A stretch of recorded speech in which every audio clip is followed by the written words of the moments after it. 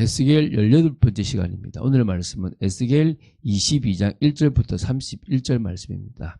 24절부터 26절 말씀까지를 합독하고 에스겔 22장 전체를 보도록 하겠습니다. 그러면 에스겔 22장 24절부터 26절 말씀을 한 목소리로 합독하겠습니다. 인자야, 너는 그에게 이르기를 너는 정결함을 얻지 못한 땅이요 진노의 날에 비를 얻지 못한 땅이로다 하라.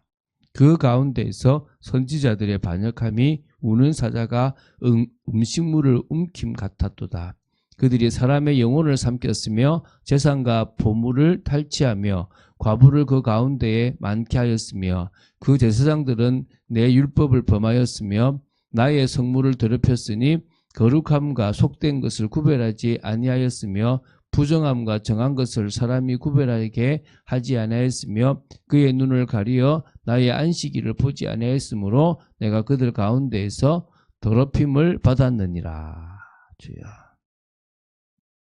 지금 우리가 에스겔 20장 1절부터 23장 49절, 다시 말하면 20장부터 23장까지를 계속 보고 있습니다.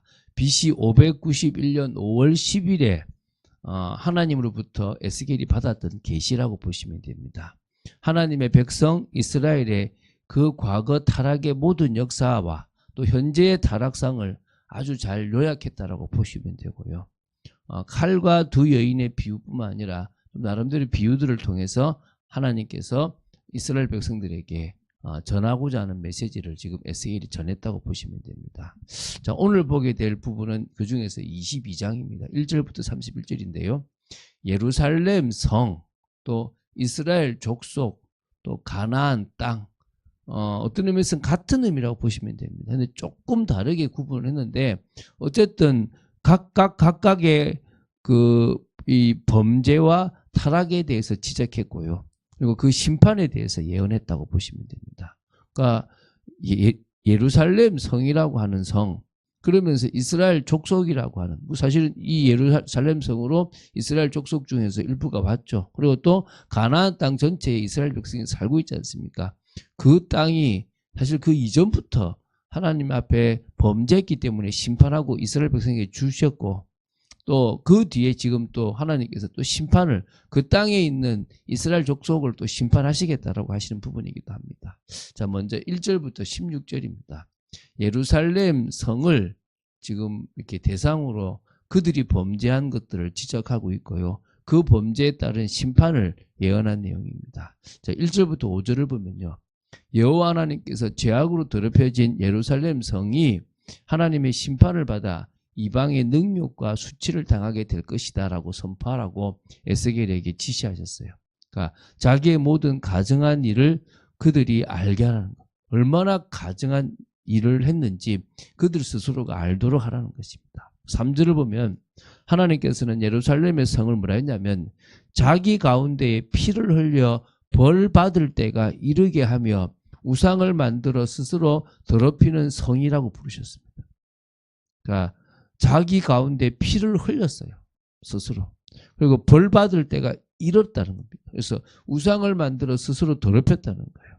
그럼 흘린 피 때문에 죄가 있고 우상으로 스스로 더럽혔으니 멸망의 날이 가까웠다. 그래서 이방의 능욕을 받으며 만국의 조롱거리가 되겠다는 거예요. 그러면은 피를 흘린다는 표현은 이 22장에만 7번이 나오고 그 중에서 1절부터 5절에는 3번이나 나오거든요. 그러면 어떤 것이 피 흘리기에 익숙한 겁니까?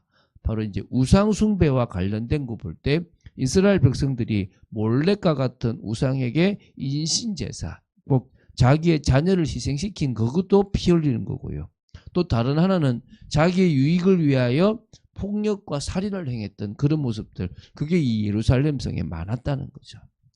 그 정도로 하나님이 싫어하는 일들을 했다는 거예요. 그래서 6절부터 12절에 보면요. 하나님께서 예루살렘을 심판하시게 된 원인이 이스라엘 백성들의 죄악의 구체적인 그 양상 때문인데요. 그게 뭐냐? 그들은 권력을 남용했고요. 폭력과 살인을 했고 부모를 경시했습니다. 우리가 부모를 공경해라 그랬지 않습니까? 그렇죠? 나그네와 고아를 나그네, 고아, 과부를 확대했고요. 그리고 성물과 안식일을 더럽혔고요. 서로 중상했고요. 우상 숭배에 참석했고요. 각종 이 성적 범죄를 했고요. 그리고 뇌물을 받았고요. 그리고 고리 대금, 이자를 아주 강하게 받는 고리 대금을 했고요. 토색하는 일까지. 그러니까 이게 진짜 남의 것을 빼앗는, 이웃의 것을 빼앗는, 하나님이 하지 말라라고 한 것들을 거의 다 했다고 보시면 돼요. 그게 예루살렘 성이었다는 거예요. 이스라엘 전체 대표가 될 만한 거죠. 그래서 이런 위의 제약으로 말미암아 13절부터 16절에요. 야기된 심판을 선언하는 겁니다. 여호와 하나님은 극도로 분노하셨다는 것을요. 손뼉을 쳤다라는 표현으로 여기 나옵니다. 그 이유가 바로 이스라엘 백성들의 탐욕과 살인 때문이라는 거예요. 그래서 심판하시겠다는 거죠. 그 심판의 날, 바로 보응하는 날이 바로 바벨론이 제3차로 침공하는 날로 잡으신 거예요. 그래서 남유다를 문나라 가운데 흩어버려 더러운 것을 이스라엘 백성들 가운데에서 멸하시겠다는 거예요. 그러니까 심판은 악을 제거하는 거예요. 사실 우리에게 태풍 같은 것이 올라오는 것도 이 문제가 생긴 땅을 청소하고 정화시키는 과정 속에 들어가기도 하거든요. 그처럼 하나님께서 이 땅에 어떤 심판을 주시는 것도 사실은 이 땅을 다시 회복시키시기 위한 방법이라고 보시면 됩니다. 이제 17절부터 22절입니다.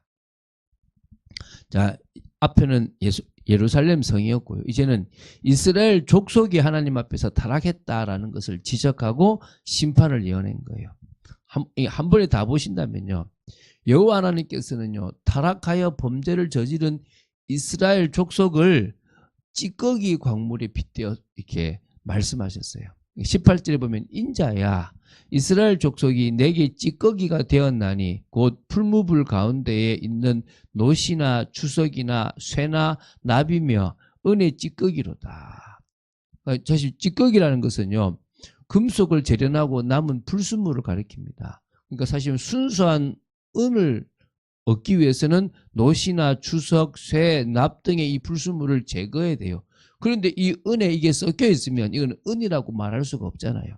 근데 이스라엘 백성이 이런 은이 된 거예요. 어떤 은요? 찌꺼기가 가득한, 불순물이 가득한 은이 되었다는 거예요. 하나님께서는 이스라엘 족속을 여러 종류의 불순물을 포함하고 있는 은에 비유하고 계신 거예요. 하나님께서는 본래 이스라엘 족속이 순수한 은이 되기를 바라셨다는 거예요.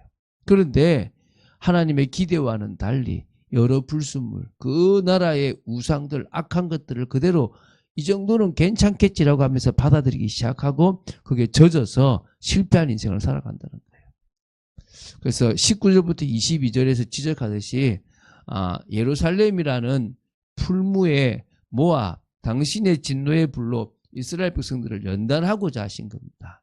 그래서 이스라엘 백성들은 예루살렘이라는 풀무에서 하나님의 진노의 불에 의해서 연단되어서 비로소 순수한 은으로 변하게 될 것이라는 것입니다. 이게 하나님께서 이번 심판을 하시려고 하는 목적입니다. 물론 여전히 죄성이 있습니다. 그래서 우리가 성령의 은혜가 아니고서는 그 죄성을 이길 수가 없다는 사실을 기억해야 될 줄로 믿습니다. 자, 이제 끝으로 23절부터 31절입니다. 이제는 자, 예루살렘 성, 또 두 번째는 뭐죠? 이스라엘 족속입니다. 그 전체가 포함되어 있는, 다 포함되어 있는 땅이 가나안 땅입니다. 이 가나안 땅이 하나님 앞에 범죄한 타락을 지적하고 있고요. 그것에 대한 심판을 예언하는 겁니다. 이것도 전체적으로 다 같이 보겠습니다. 사실 가나안 땅과 그 땅이 가졌던 죄악과 예루살렘의 죄악은 거의 비슷합니다. 물론 가나안 땅의 죄악으로 인해서 땅이 부정함이 예루살렘 성보다 또 강조되긴 하는 부분이 사실 있습니다. 그러나 결국은 다 어떤 죄냐? 이 가나안 땅도 사람의 영혼을 삼키고 재산과 보물을 탈취하며 과부를 양산했고요. 제사장들은 율법을 범하고 성물을 더럽히고 거룩함과 속된 것을 구별치 아니하며 사람들로 이렇게 정한 것과 부정한 것을 구별하게 하지 아니했고요. 안식일을 지키지 못하게 했고요. 고관들은 불의한 이익을 얻으려고 피를 흘리며 또 피를 흘렸고요. 제사장들은 그들을 위하여 회를 칠하면서까지 백성들은 가난하고 궁핍한 자들을 압제하고 수탈한 것, 이 많은 것들이 하여튼간에 하지 말아야 될 많은 것들이 가나안 땅 여러 곳에서 있었다는 거예요. 결국 하나님께서는요, 이스라엘을 위하여 중부하여 당신의 심판이 임하는 것을 막을 자를 찾았으나 찾지 못하였다라고 30절 31절에 나오는 겁니다. 그래서 그들의 행위대로 보응하시겠다라고 말씀하시는 거예요. 이스라엘에 임할 심판은 필연적이다, 불가피하다, 그것을 지금 강조하신 겁니다. 그래서 이스라엘은요, 어느 특정한 집단이나 계층만 타락한 것이 아니라 선지자, 제사장, 종교 지도자들을 비롯해서 정치 지도자들, 일반 백성들까지 이르기까지 모든 것이 다 타락했다라고 보시면 됩니다. 그래서 이스라엘 전체가 통째로 더러운 찌꺼기와 같이 되어버렸다 이 말입니다. 그래서 이 총체적 타락으로 하나님 앞에서 중보할 자가 없을 정도가 되어져 버렸다는 것입니다. 지금 이 시대에도 교회가 이런 모습으로 타락하지 않도록 저희들이 깨어 있어야 될 줄로 믿습니다. 저희들은 하나님의 음성을 듣는 귀가 있어야 될 줄로 믿습니다. 제가 에스겔서를 보면서요, 이 시대가 보이고 교회가 보이는 겁니다. 나 자신이 보이는 겁니다. 이 정도는 괜찮겠지라고 하는 것들이 하나님이 싫어하시는 것들일 수 있다는 사실을 기억하고, 우리가 하나님을 기쁘시게 하는 인생, 우리가 하나님의 은혜로 하나님의 뜻을 이루고 하나님의 이름을 높이는 인생을 살아가야 되는데, 이 정도는 괜찮겠지 하면서 나를 채우는 인생을 살아가고 있는 겁니다. 하나님이 우리 삶에 역사하실 이유가 하나도 없다는 거죠. 그러면 오늘 정말 우리가 주님 앞에 바로 서서 우리는 하나님의 은혜로 살아가는 존재입니다 라고 고백하는 믿음의 사람이 되어야 될 줄로 믿습니다. 그런 축복을 누리는, 그래서 정말 저희들이 주님을 사실적으로 인정하고 현실을 뛰어넘는 믿음으로 하나님의 원하시는 일에 도전하는 저희들 되기를 주 예수 그리스도 이름으로 축원드립니다. 주는 그리스도시요 살아계신 하나님의 아들이심을 고백합니다. 오늘도 말씀 주심을 감사합니다. 하나님의 뜻과 통하는 귀한 시간을 허락하여 주심을 감사합니다. 성령의 충만함 속에 있는 저희들 되기 원하며 하나님의 뜻을 이루는 저희들 되기 원합니다. 저희들이 오늘도 믿음을 고백하고 말씀을 따라가는 축복 속에 있기를 간절히 소원합니다. 역사하여 주시옵소서. 주 예수 그리스도 이름으로 기도드립니다. 아멘.